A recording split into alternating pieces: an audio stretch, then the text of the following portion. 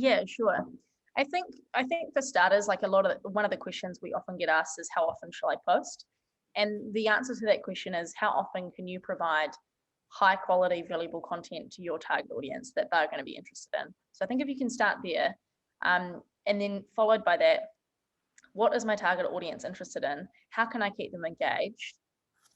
Without using it as a one-way channel to broadcast that everything's for sale and so on. You're actually wanting to be there to provide value.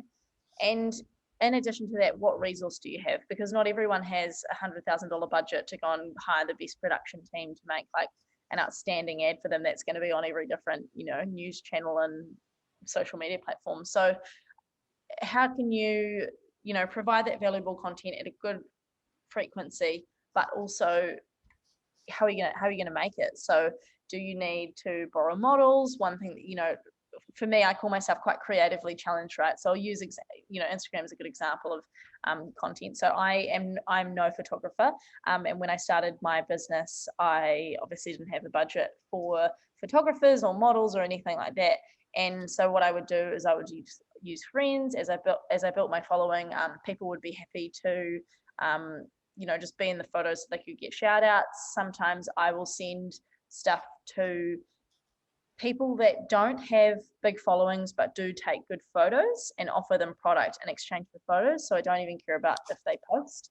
And in addition to that, just figuring out what other people are doing, what looks cool, creating mood boards. So I know I'm always on brand. I'm always consistent with my content. So there's a lot of different, I think there's a lot of different ways to ensure that you are providing value and the content is great and it doesn't have to be costly. I think that's what I'm getting at. We actually started a Facebook group, which at the moment is really New Zealand based, but it's called Snap My Snaps. And so there's a few Aussie people in there too.